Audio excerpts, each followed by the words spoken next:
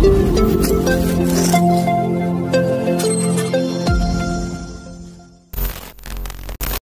uang itu mau dapat dari mana misalnya? Kan misalnya tiket sudah terlanjur dicetak ribuan tiket misalnya, nggak laku misalnya. Kita harus cetak tiket baru lagi misalnya, itu kan butuh ongkos yang tidak sedikit. Demikian barang nanti Jatulus tambah lagi, nanti kita tambah. Oke, siap. Sebelum kita sini aja ini, mungkin ada Mas Binta. Mas coba sharing-sharing Mas, apa pengalaman yang termanis dan juga terpakai dalam masalah tiket? Ya. Kalau dari tiket sendiri sih, biasanya kan waktu pertandingan itu dulu paling pahit itu sempat rusuh karena banyak supporter yang masih kecil-kecil itu berusaha masuk tapi dia tidak membawa tiket. Itu tahun 2019. Itu sampai polisi mengeluarkan gas air mata jauh sebelum Kanjuruhan. Makanya sekarang hal itu sudah tidak ada lagi. Itu yang saya sangat bersyukur, berterima kasih pada teman-teman supporter sudah mau tertib menjaga tiket game. Jadi ketertiban yang ada di stadion itu sudah terjaga. Itu yang paling pahit itu sejauh ini itu Jatulus. Karena saya kan berada di ring 2 di luar. Jadi ketika ada rusuh-rusuh saya juga otomatis kena. Orang-orang tiket yang grounding itu yang bagian scanning tiket itu juga kena. Nah itu akan gas itu pernah sekali. Saya lupa waktu lawan apa itu. Kalau yang paling manis ya tahun ini saya bilang bisa cukup manis karena tidak ada hal-hal seperti itu lagi. Bonek-bonek juga sudah, teman-teman yang sudah beli tiket juga sudah tertib menukarkan tiketnya. Ada yang jalan-jalan dari Gresik harus tukar ke Sutos, harus tukar ke komplek. Yaitu terima kasih karena sudah tertib mengikuti.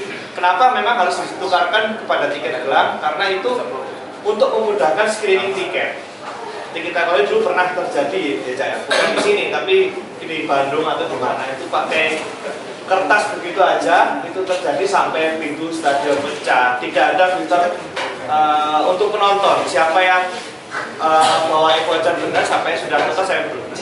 Tiket gelang ini memang untuk memudahkan screening. Makanya mungkin kita tetap akan menggunakan sistem itu karena untuk di stadion untuk screening yang lebih tertib, lebih aman, lebih mudah untuk teman-teman dari keamanan. Seperti itu. Mungkin bisa kita masuk ke sesi tanya jawab ya. Monggo siapa? Monggo silakan. Salam satu nyali. Baik. Kalau saya tanyakan yang pertama, apa dasar atau metode penetapan harga pada tiket, Mas? Jadi untuk tiket ini kan terkadang harganya fluktuatif ya, naik turun. Nah, penetapan dasar atau metodenya itu seperti apa? Apakah dari panpel, terus manajemen, apakah sponsor juga turut andil? Itu yang pertama. Terus yang kedua, untuk Mas Alek, penamaan tribun keluarga. Dulu waktu kita CMS edisi yang di Persibaya Store Komplek, itu mungkin saya sedikit mengubah untuk tribun keluarga menjadi tribun ramah anak. Jadi kemungkinan di sana ada beberapa keluarga memang tadi disebutkan ada bapak membawa anaknya terus bapaknya merokok. Tetapi di situ dalam artian kalau keluarga semua bisa disebut keluarga.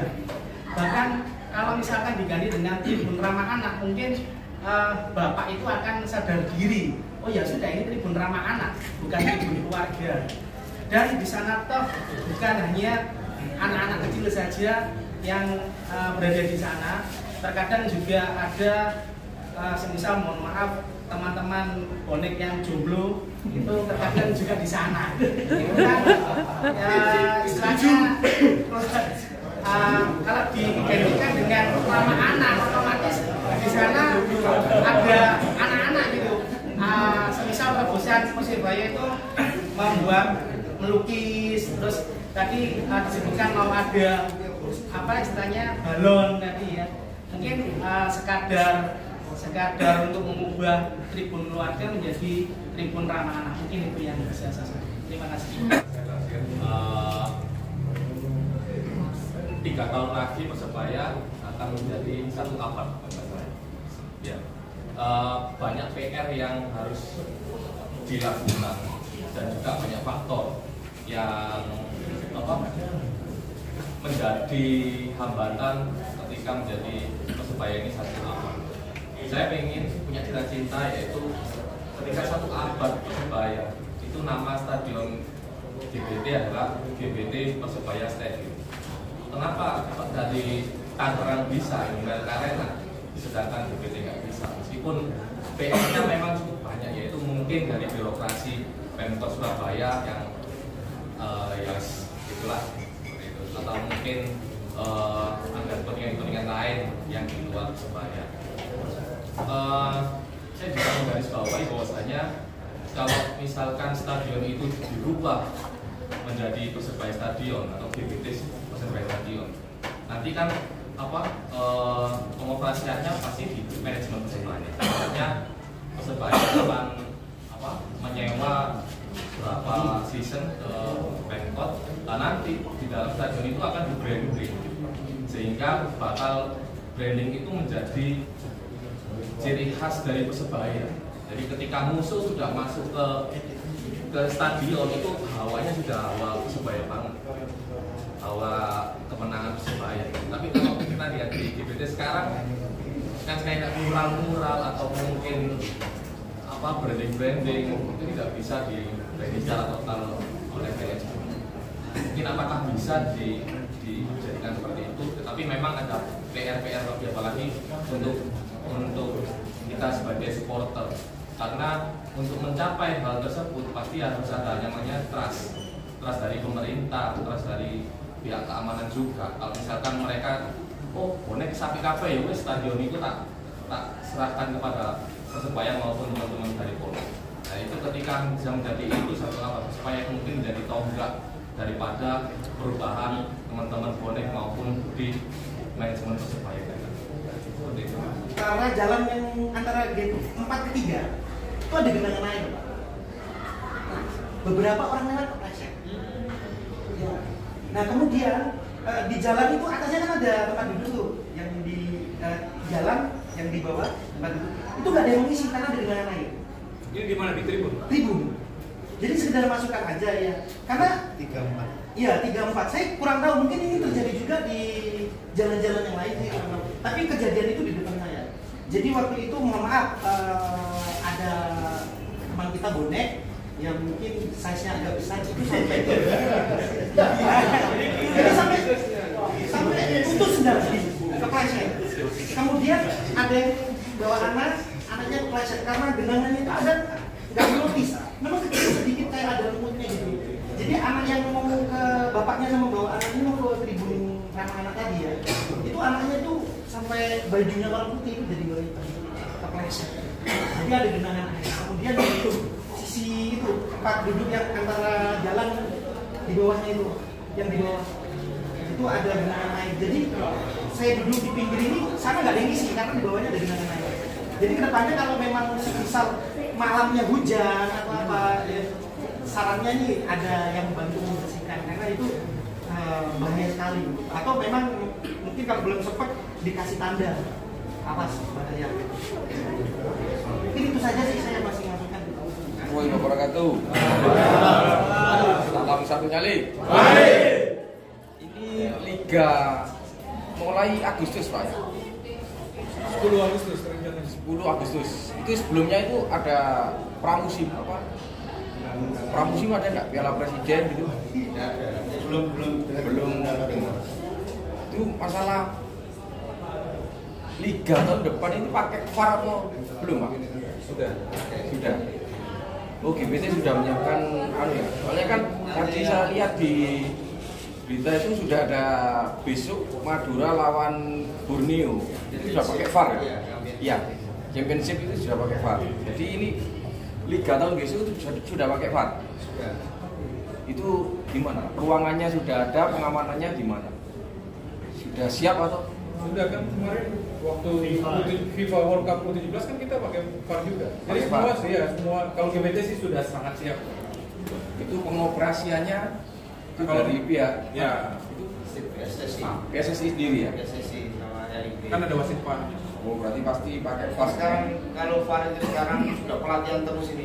Ya. Nah, yang GBT sama Manahan itu nanti paten di situ. paten di ruangan. Ya, kemarin yang ada dari pihak TV juga survei cari lokasi ya, tapi pihak Jepora selaku pengelola stadion sudah diinfokan bahwa nanti ada VAR di sana. Nah, mungkin nanti AFF ini sudah dicoba juga. Karena nanti ada AFF lagi bulan Juli ya. Iya. Bulan Juli ada AFF. Kalau yang soal pramusim dari LIB maupun PSSI belum ada info. Nah sekarang ini klub-klub ini masih nunggu terkait keputusan regulasi pemain asing.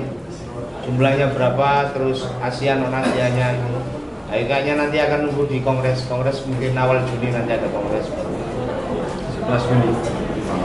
Jadi tempatnya sudah dipatenkan kalau di BT. Ya kalau BT sudah dipatenkan. Soalnya kan saya lihat ini di kita kan banyak fan apa? Mobile van. Mobil van ya. Ya. Mobil kan mobil jalan kan. Iya. Jadi kalau mana-mana. selain di BT mana lagi Pak ya? Manahan. Mana ada yang paten tempatnya? Iya. Terima kasih. Oke, yang 3 pertanyaan pertama tadi bisa Soal dijawab. tiket, harga, dinamika. Oke, jadi soal tiket itu di awal kan kita tadi yang saya sampaikan kita lakukan proyeksi ya untuk ini ya bisnis itu. Jadi nanti dari panpel ini ada kontribusi berapa? Kan kita tidak mungkin menyelam pertandingan minus gitu kan. Makanya kan kita ini sudah bikin ada pertandingan ini grade A. Grade A itu kan kita ya tadi Persib, Sleman ini grade A.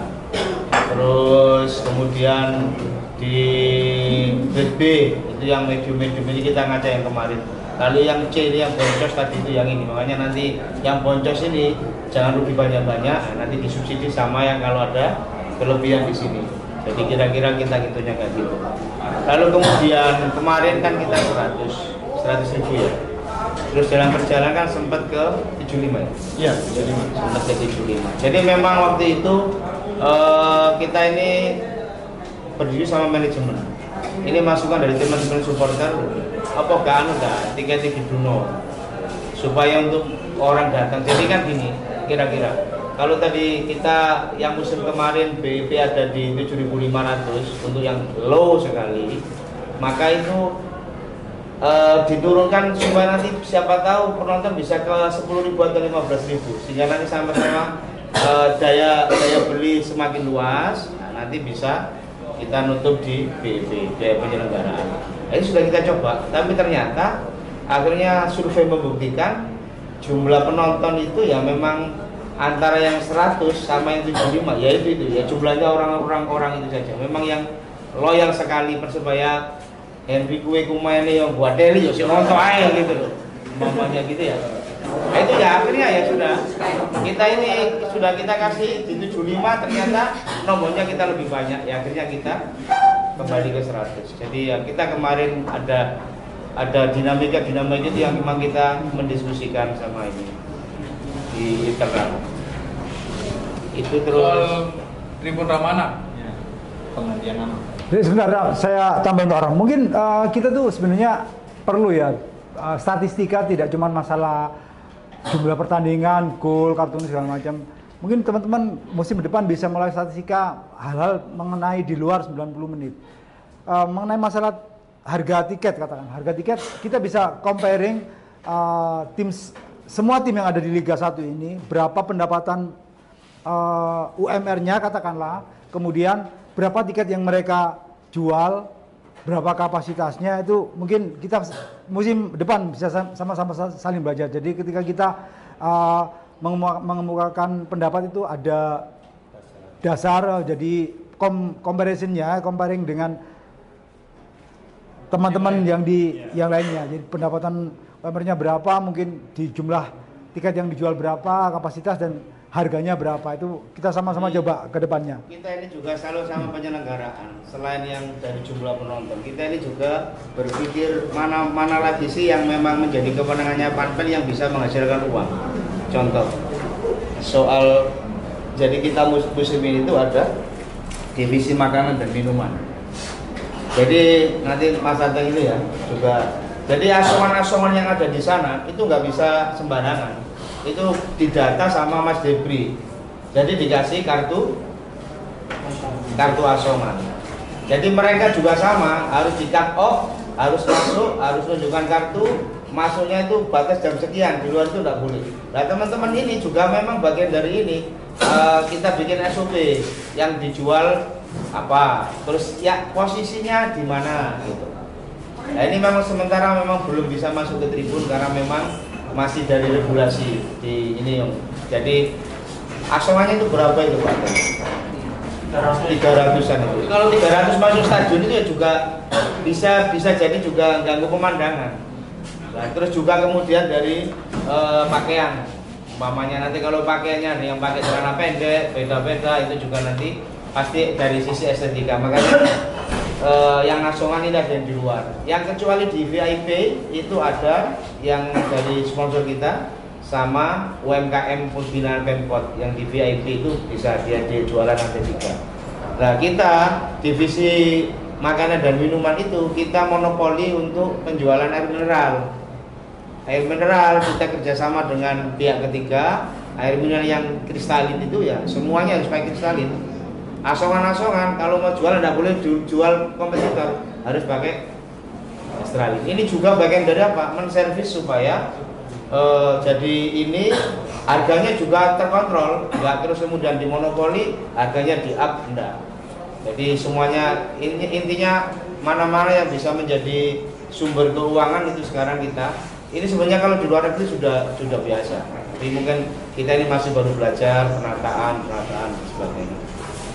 Kemudian terima kasih tadi untuk andaikan di 1 abad stadionnya jadi Gelora Persebaya Bung Tomo umpamanya ya, saya kira yaitu nanti tantangan juga kita di 3 tahun ke depan menuju 1 abad kita bisa lebih sempurna dalam penyelenggaraan. Terus tadi sendiri Mas Alex bisa meyakinkan trust itu sudah didapat dan saya banyak terima testimoni dari keluarga terutama. Dari tadi kan ada apa tribun ramah jomblo juga enggak apa-apa ya kan. Jadi saya banyak dapat testimoni orang itu dulu tidak mau nonton, terutama dari istrinya. Jadi si suaminya ini seneng, nah, istrinya tidak mau. Satu ketika diajak nonton naik mobil, begitu lewat tol, turun tol langsung parkir di dalam, lihat apa suasana stadion. Pertandingan berikutnya istrinya yang nonton aja nonton. Sing lagi nggak mau. Jadi itu ya sekarang ya tadi bagian dari trust, keping-keping trust itu sekarang sudah mulai moga-moga nanti semakin banyak jadikan satu. Nah, kita di 1 abad nanti. Intinya sekarang ini orang ada tribun ramah anak itu juga memang terus ini juga yang tadi apa setelah Kanjuruhan itu kan anak-anak sama orang tua yang terutama emak-emak itu kan kelarang anaknya nonton karena kan mosok sih nonton bal-balan sampai mati memang itu. Nah, itu salah satu kampanye kita selain yang Gate 1 jadi ramah keluarga itu yang player escort itu yang anak-anak itu dampaknya ternyata luar biasa. Jadi digandeng gini anak-anak disuting loh itu loh ada cilik-cilik senang GBT barang itu kemudian jadi itu awalnya dari sekarang yang apa player escort itu yang daftar, apalagi kalau yang lawannya sudah numpuk yang daftar. Tapi kondisi kan Pak. Yang mana? Yang mana? Iya Pak. Itu karena tebal-balan ya Pak, akasan-rasan waduh. Emosi menurut akasan. Waduh. Rasanya Paulo. Saiki bawa anak loro di iya, jadi yang tribun VIP itu sebenarnya konsep awal ya memang bernomor, sudah dilaksanakan bernomor. Tapi memang ini dalam pelaksanaan memang ya kadang-kadang gitu apa sudah datang taksi aja sebelah padahal apa jatahnya orang lain kan. Jadi ya memang nanti kita edukasi bersama. Ini Mas Bintang. Jadi Mas Bintang ini sudah meng-hire juga ini Mas ya. Iya, yang menunjukkan letak kursinya di mana, Iya Mas, kok maksudnya untuk geser diri Pak. Saya ini tim melawan mlebu ini didadai kabeh. Waduh ya, enak tambahan main di musuh ini. Karena teror itu Pak. Kita error kadang-kadang kita error. Arek iki cilik wis buang tadi kuwi. Ancuk kan kasar. Ambek tangane gini barang. Cilik tangane ya. cilik kita kencang ya pasukan. Kok ada itu Pak yang biasa berdiri di pintu keluar masuk tuh Pak, pemain itu Pak, ada satu orang. Saya nggak tahu siapa. Ada itu Pak, ajarannya itu Pak. Mungkin yang pakai topi di depan ini Pak.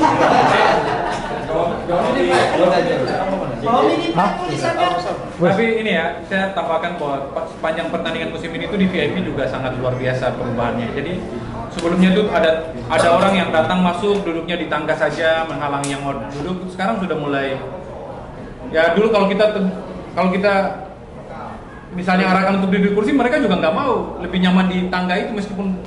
Tapi setelah kita kasih masukan baik-baik, timnya Pak Bintar dan teman-teman akhirnya mau juga duduk di kursi itu yang menurut saya akan pelan-pelan lah. Misalnya di VIP-nya sudah bagus, kita biar semua, karena emang kalian datang beli tiket terus nggak dapat kursi itu harusnya kan tanggung jawab kita sih sebagai panpel. Tapi sudah ada kursi kosong tapi masih duduk di tangga itu kan juga ya bagaimana lah.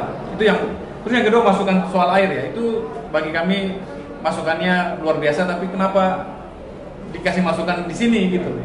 Padahal kita saling tahu lah, misalnya sampai hubungi Cantulus saja. Cantulus ini, Cantulus juga aktif di sini ada air yang membahayakan itu karena jujur itu bisa mengakibatkan situasi yang fatal bagi kita panpel misalnya.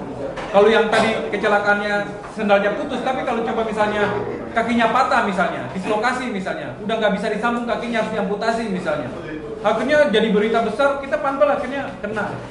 Jadi memang genangan air itu sesuatu hal yang kalau kita ikut materi tentang safety dan security ya, kenyamanan dan keamanan, itu genangan air itu adalah sesuatu yang membahayakan tapi seringkali diabaikan karena dianggap ini biasa genangan yang orang bisa lewat situ terus ada genangan dia, padahal enggak. Itu dulu waktu World Cup di sini itu ada genangan air itu harus dikeringkan. Aku sampai pernah nggak sholat Jumat karena gara-gara ada genangan air. Jadi FIBA itu dan dia berdiri di situ sampai genangan airnya harus kering baru dia pergi dari situ. Jadi memang ini juga sama, forum ini juga harus kita manfaatkan. Kita sudah saling kenal lah ya, sudah saling kenal. Kalau teman-teman aksesnya ke Parang nggak bisa, Bintar nggak bisa, saya mungkin nggak bisa, ke Cantulus mungkin atau ke teman-teman yang lain itu bisa. Kalau ada sesuatu hal yang menurut teman-teman, ini kayaknya kurang deh, misalnya ada bangku yang pecah misalnya, itu laporin aja. Karena bangku pecah ini kan bisa aja kemudian orang datang duduk kemudian pantatnya robek misalnya, ya kan? Itu bisa jadi hal yang sangat fatal lah. Itu kita harus saling tahu lah, harus saling kasih tahu dan jangan tunggu sampai sudah menjelang setelah pertandingan itu baru kita evaluasi. Itu telat. Dikasih tahu aja kemudian kalau nggak ada penindakan kita evaluasi sama-sama, atau misalnya sudah ada penindakan tapi terjadi lagi hal yang ya udah kita evaluasi lagi di pertandingan berikutnya. Tapi hal-hal yang kecil-kecil itu memang harus kita aware lah untuk itu. Apalagi peristiwa waktu kita uji coba lawan Bali eksibisi, ada yang kena asma, sesak napas di tribun paling atas. Nah, itu kan harus kita sama-sama pikirkan. Misalnya, misalnya kalau tim medis itu dia naik dengan tangga dia butuh waktu 5 menit, sementara kalau alat pernapasan itu misalnya bisa dilempar dari bawah sambung-sambung ke sana itu hanya butuh waktu 3 menit, kan bisa itu saja kita lakukan misalnya. Itu sebenarnya hal-hal yang begitu itu kita harus sama-sama aware lah. Kita harus sadar dengan minimal 5 bangku ke kanan, 5 bangku ke kiri, 5 bangku ke depan, 5 bangku. Itu kita harus tahu siapa di sekeliling kita misalnya. Ada ibu hamil di sana, kalau ada apa-apa kita harus kemana, itu kita harus sadarin itu. Karena apa? Kita harus sadar bahwa GBT rumah kita ya. Kalau ada di dalam rumah itu berarti keluarga semuanya. Jadi kita harus tahu itu. Misalnya, 5 di sebelah kanan ada anak kecil misalnya. Kalau saya ngerokok asapnya ke sana berarti dia harus bagaimana misalnya. Dan satu hal yang akan kita harus terus kampanyekan adalah bagaimana menyelamatkan diri. Jadi kalau teman-teman di stadion jangan hanya cuma datang duduk langsung nonton nikmati pertandingan. Teman-teman juga sudah mulai sadar bahwa kalau terjadi sesuatu saya harus kemana misalnya. Itu sudah harus mulai teman-teman sadar tentang itu. Tangga daruratnya di mana? Itu sudah harus. Kalau ada kejadian sini siapa yang harus saya tolong lebih dulu misalnya. Kalau di pesawat kan sudah jelas misalnya. Kalau pesawat kekurangan oksigen yang ditolong adalah diri sendiri, baru orang lain di samping. Sama di tribun juga sama, kita harus sadar dulu nih. Jangan sampai niat kita untuk tolong orang lain itu sangat tinggi, ternyata kita mengorbankan diri kita, misalnya begitu. Nah itu hal-hal yang ini yang perlu kita publikasikan, harus kita sama-sama diskusikan. Jadi misalnya waktu nonton di VIP misalnya, kita sudah sadar bahwa oh di mana tabung pemadam kebakaran ada berapa titik misalnya. Kalau ada kebakaran kita harus lari kemana itu. Ya itu SOP itu yang harus terus kita kendalikan biar kalau ada apa-apa kita sama-sama sudah nggak panik lah. Kira-kira begitu, Pak Tulus. Oke, satu pertanyaan terakhir mungkin sebelum kita tutup acara ini. Oke, silakan dari mana pengambil dulu? Itu ya. Assalamualaikum warahmatullahi wabarakatuh. Salam satu nyali. Baik. Saya Adif. Saya dari Masjid Gosjo. Saya tadi diajar oleh teman saya di sini. Pertanyaannya pertama gini, kan tadi kan diskusi.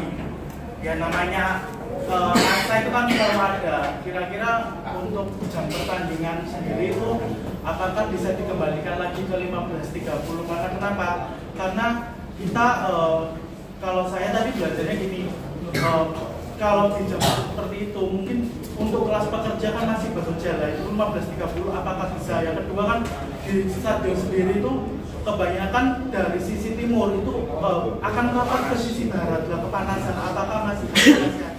Yang kedua saya menyimak dari Pak Ramsul Rahman tadi bilang bagaimana cara klub ini menaikkan pendapatan.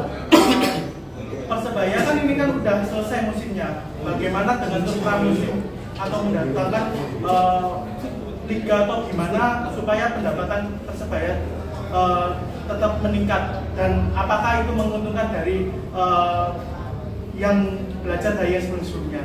Gitu aja. Iya, terima kasih Mas. Jadi yang memang musim ini kita nggak oke, jam main sama hari itu nggak oke. Jadi banyak hari yang tidak di weekend, hari-hari kerja. Jadi ini kita sudah baru kita bisa dapat yang lawan mana itu ya? Baru boleh malam itu ya? Lawan Solo ya? Solo ya? Apa? Solo. Puasa, karena itu puasa kan? Enggak, sama yang Solo. Sama Solo yang kita dapat jam 4 itu. Ya, lainnya kan jam 3, harinya Senin, Selasa, Rabu. Wis itu saya itu sudah kayak gitu wis ngajakin jasa ya, Bro. Jadi yang memang tahun ini jadi evaluasi kita, kemarin kita secara lisan nyampaikan ke LIB. Jadi memang jadwal itu yang dari LIB itu yang decision makernya itu bukan di LIB juga, ada di TV. Nah, TV ini yang kita juga repotnya di sana. Jadi TV itu dia Persebaya ini termasuk yang harus tayang prime time, dan dia tidak mau ada pertandingan itu bersamaan atau apa. Jadi kira-kira dia ada di situ. Itu yang, tapi ini kita moga-moga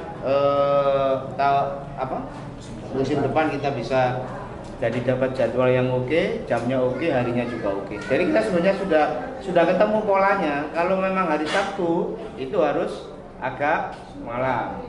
Kalau hari Minggu geser sore. Biasanya kita sudah bisa ketemu, polanya sudah ketemu. Jadi jam mana jam oke, mana yang jam tidak oke. Moga-moga tahun depan seperti itu. Yang kedua, sama kami dari Panpel juga sudah nyampaikan ke manajemen. Kemarin waktu kita audiensi ke Pak Kapolrestabes, Pak Kapolrestabes juga sama ngingetin, "Wale pemain sing apik, ojo sing gundul koyo ngono cenglo." Jadi sama, kalau teman-teman keamanan itu kalau dapat kabar Persebaya ketinggalan 1-0 ya celu-celu juga mereka. Kita Panpel ya sama, ayo jangan sampai ke nasi mudun gitu, kita juga itu. Jadi tak ya apa?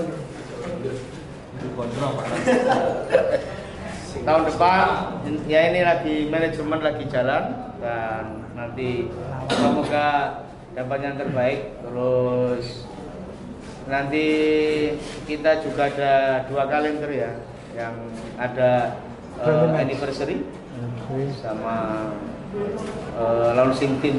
Cuma nanti launching team itu Juli itu ada pertandingan AFF di GPT U19. Jadi ini lagi cari ya supaya nggak tabrakan. Saya kira itu ya. Iya, Pak. Oke, Dulur.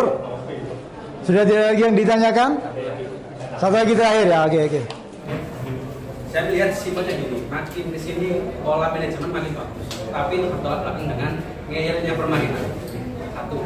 Akhirnya seolah-olah pemain itu kayak wis kontrak larang-larang Liga 1 atau kurang ngeyel gitu.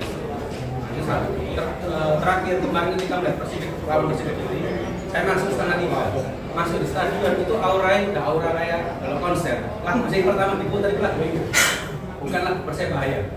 Jadi kalau melebu pengondisian, itu guys seolah-olah bingung karena PD, konco-konco itu apa, foto-foto.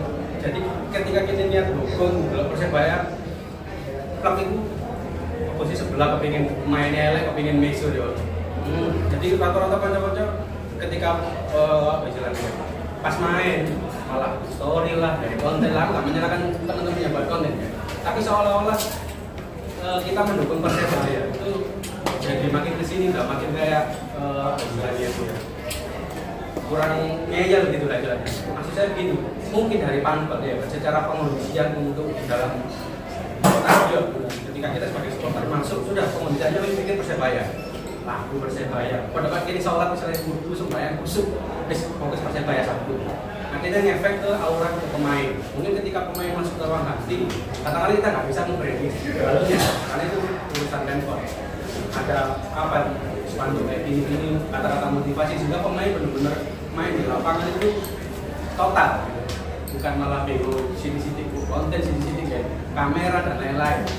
Artinya kita berharap pengen menang dia. Tapi paling nggak mainnya ya istilahnya kalau menang itu urusan nomor 2, paling nggak ojo kesuwen dan gol nol gitu. Jadi semangatnya di situ. Katakanlah kita beli tiket kira bisa awal teman-teman mampu, tapi panggilnya kalah itu kalah sih nah itu loh. Jadi jadi itu paling maksudnya begitu. Jadi ketika apa namanya istilahnya pertandingan mulai udah kita supporter fokus ya kalau besok bakal terserah. Setelah itu bakal dua baru untuk dan lain-lain. Main lagi usul lagi dukung dan sebagainya. Setelah itu selesai. Jadi ada kepuasan di situ. Namanya makin kesini, oke lah manajemen sudah berusaha sebagus mungkin. Tapi seolah-olah kayak pemain yang dikontrak malah di Persebaya, kok makin banyak dramanya lah istilahnya gitu. Apa mungkin dari sisi panpelnya bisa dikondisikan? Namun bu GBT, Jois, kayak NHP-mu, nilai ta'ala naik.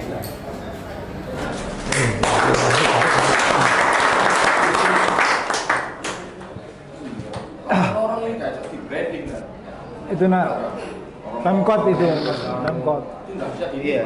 Jangankan branding kita, sekarang Piala Dunia aja mana ada yang copot Piala Dunia? Piala Dunia masih di situ. Yang Piala Dunia dah boleh dicopot. Yang Piala Dunia aja masih ada. Ya masukannya makasih Mas. Nanti jadi kita juga sama yang semua hal termasuk intinya hari ini Mas Wando yang bagian acara juga kita undang. Ini kan soundnya ini sudah bagus setelah Piala Dunia. Sebelumnya itu kan kita harus sewa sound tambahan.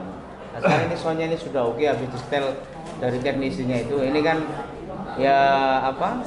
Memang pengaruhnya besar yang sound itu. MC-nya itu ya Mas Haji itu yang misalnya itu kan. Ya nanti soal itu ya memang nanti kembali ke kesadaran teman-teman supporter juga.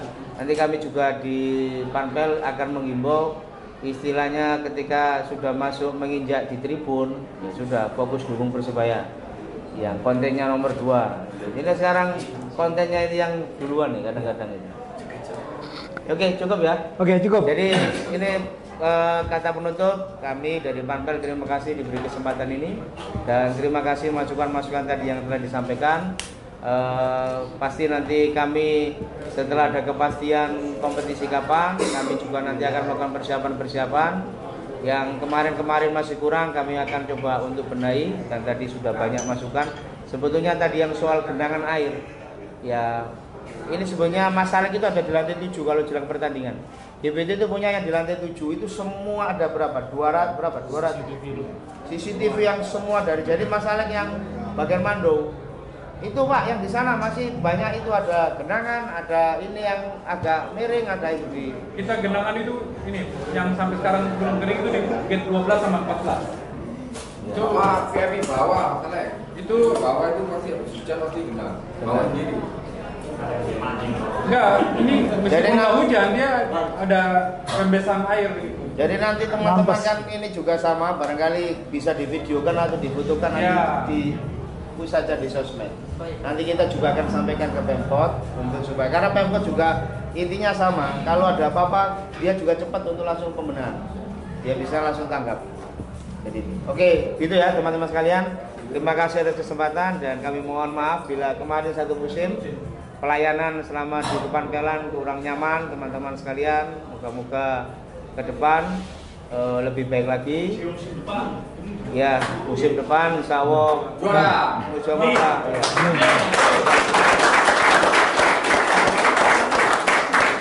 Terima kasih. Assalamualaikum warahmatullahi wabarakatuh.